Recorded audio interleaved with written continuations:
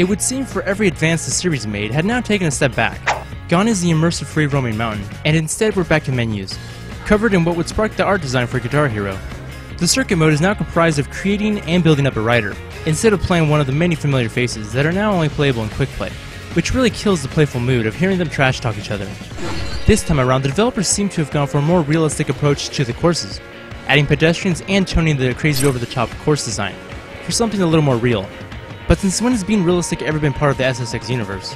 Skis are also introduced, though admittedly they don't offer much in the way of change, as they handle virtually the same as boards.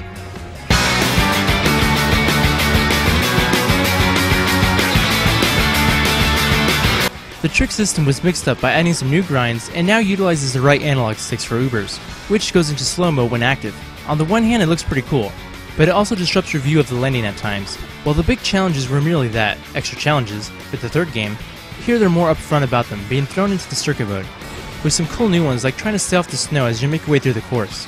The stats are no longer tied to characters, but rather the boards, and instead you can purchase attribute perks a la Call of Duty.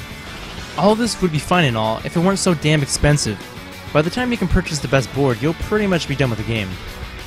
While there still are some hip-hop songs, there's more of a focus on rock and classic Iron Maiden. And hey, there's nothing wrong with that, making for some kick-ass remixes to ski down a mountain to.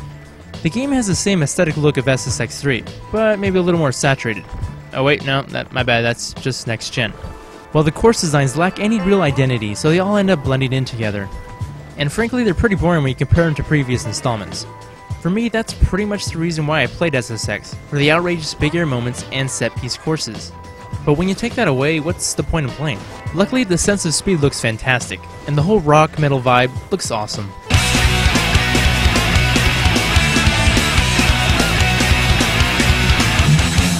SSX 3 had a unique open world system, crazy set pieces, and a plethora of interesting characters.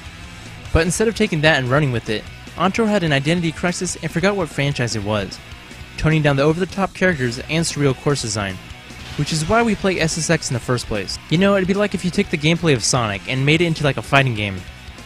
Oh. While it might seem like I've been complaining a lot about Ontour, it's really not that bad, taking a lot of its inspiration from SSX 3, though going in a different direction from what I would have personally wanted, but a nice effort nonetheless. And at a bare bones price of $4, why not add it to your collection? I give it a thumbs up.